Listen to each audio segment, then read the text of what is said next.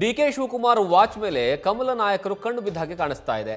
DCM DK Shivakumar ಮತ್ತು ಛಲವಾದಿ ನಾರಾಯಣ ಸ್ವಾಮಿ ನಡುವೆ watch war ನಡೀತಾ ಇದೆ. ಅಂದು ಸಿಎಂ ಸಿದ್ದರಾಮಯ್ಯ, ಇಂದು ಡಿಸಿಎಂ ಡಿಕೆ ಶಿವಕುಮಾರ್ನ ಟಾರ್ಗೆಟ್ ಮಾಡಿದ್ದಾರೆ ಬಿಜೆಪಿಯ ನಾಯಕರುಗಳು. ಅದರಲ್ಲೂ ಬೆಳಗಾವಿಯ ಸದನದಲ್ಲಿ ಚರ್ಚೆ ಆಗುತ್ತಾ ಕಾರ್ಟಿಯರ್ ವಾಚ್ ಅನ್ನುವಂತಹ ವಿಚಾರ ಗೊತ್ತಾಗ್ತಾ ಇದೆ.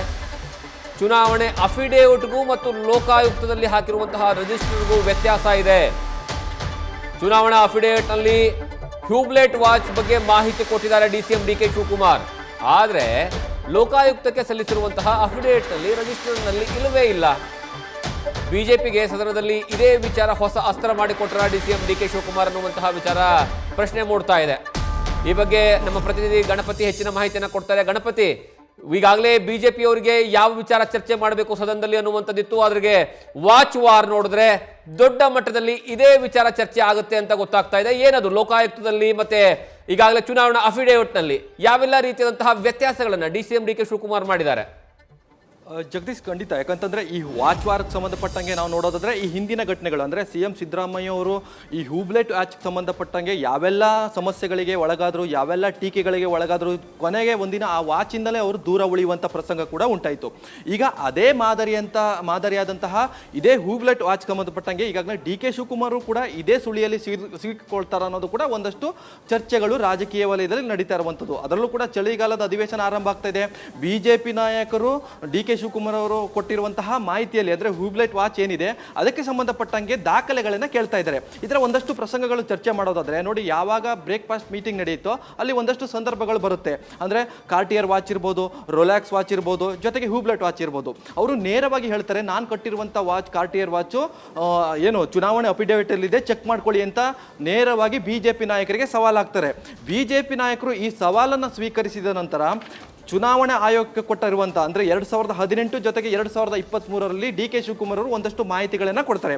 ಆ ಮಾಹಿತಿಯಲ್ಲಿ ಡಿ ಕೆ ಶಿವಕುಮಾರ್ ಅವರು ಹೇಳಿರುವಂತೆ ಕಾರ್ಟಿಯರ್ ವಾಚ್ ಇರಲ್ಲ, ನೇರವಾಗಿ ಏನು ರೋಲ್ಯಾಕ್ಸ್ ವಾಚ್ ಇರ್ಬೋದು, ಹಾಗೆ ಹ್ಯೂಬ್ಲೆಟ್ ವಾಚ್ ಇರುತ್ತೆ. ಅಂದರೆ ಅದಕ್ಕೆ ಸಂಬಂಧಪಟ್ಟಂಗೆ ಒಂದಷ್ಟು ದಾಖಲಾತಿಗಳು ಇರುತ್ತೆ.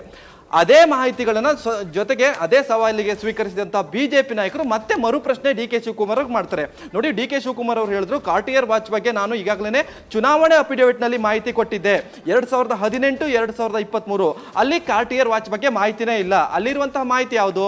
ರೋಲ್ಯಾಕ್ಸ್ ವಾಚ್ ಇರ್ಬೋದು, ಜೊತೆಗೆ ಹ್ಯೂಬ್ಲೆಟ್ ವಾಚ್ ಬಗ್ಗೆ ಅಷ್ಟೇ ಮಾಹಿತಿ ಕೊಟ್ಟಿದ್ದಾರೆ ಅಂತ ಒಂದು ಪ್ರಶ್ನೆಯನ್ನು ಮಾಡ್ತಾರೆ.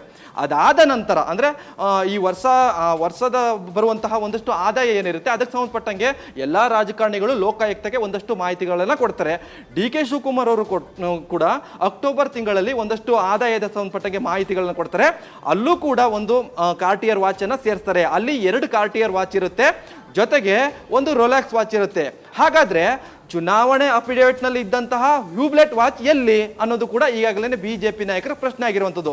ಈ ಹ್ಯೂಬ್ಲೆಟ್ ವಾಚ್ ಸಂಬಂಧಪಟ್ಟಂಗೆ ಈಗಾಗಲೇ ಡಿ ಕೆ ಶಿವಕುಮಾರ್ ಅವರು ಕೂಡ ಒಂದಷ್ಟು ಪ್ರತಿಕ್ರಿಯೆಗಳನ್ನ ಕೊಟ್ಟಿದ್ದಾರೆ. ನನಗೊತ್ತು ಆ ಮಾಹಿತಿಗಳನ್ನ ಕೊಡ್ಲಿಕ್ಕೆ ಅಂತ ನೇರವಾಗಿ ಟಾರ್ಗೆಟ್ ಅನ್ನ ಮಾಡಿದ್ದಾರೆ ಬಿಜೆಪಿ ನಾಯಕರು. ಹೀಗಾಗಿ ಇದೇ ಟಾರ್ಗೆಟ್ ಅನ್ನ ಮುಂದಿಟ್ಕೊಂಡಂತ ಕಮಲ ನಾಯಕರು ಅಧಿವೇಶನದಲ್ಲೂ ಕೂಡ ಈ ಹ್ಯೂಬ್ಲೆಟ್ ವಾಚ್ ಇಟ್ಕೊಂಡು ಡಿ ಕೆ ಶಿವಕುಮಾರ್ ಅವರನ್ನ ತಂತ್ರಗಾರಿಕೆ ಅಂದ್ರೆ ಕಟ್ಟಿ ಹಾಕ್ಲಿಕ್ಕೆ ಈಗಾಗಲೇ ಪ್ಲಾನ್ ಕೂಡ ಮಾಡಿರುವಂಥದ್ದು. ನೇರವಾಗಿ ಹೇಳೋದಾದ್ರೆ ಸಿದ್ದರಾಮಯ್ಯ ಅವರು ಕೂಡ ಇದೇ ಹ್ಯೂಬ್ಲೆಟ್ ವಾಚ್ ಇಂದ ಒಂದಷ್ಟು ಸಮಸ್ಯೆಗಳಿಗೆ ಒಳಗಾಯಿದ್ರು. ಅದೇ ಆಧಾರದ ಮೇಲೆ ಈಗಾಗಲೇ ಡಿ ಕೆ ಶಿವಕುಮಾರ್ ಅವರನ್ನ ಸಮಸ್ಯೆಗೆ ಸಿಲುಕಿಸೋಕೆ ಈಗಾಗಲೇ ಬಿಜೆಪಿ ನಾಯಕರು ರೆಡಿಯಾಗಿರುವಂತದ್ದು. ಜಗದೀಶ್, ಥ್ಯಾಂಕ್ ಯು ಗಣಪತಿ, ನಿಮ್ಮೆಲ್ಲ ಮಾಹಿತಿಗಾಗಿ. ನ್ಯೂಸ್ ಫಸ್ಟ್, ನಿರ್ಭೀತಿಯಿಂದ ನಿಮ್ಮ ಪರವಾಗಿ.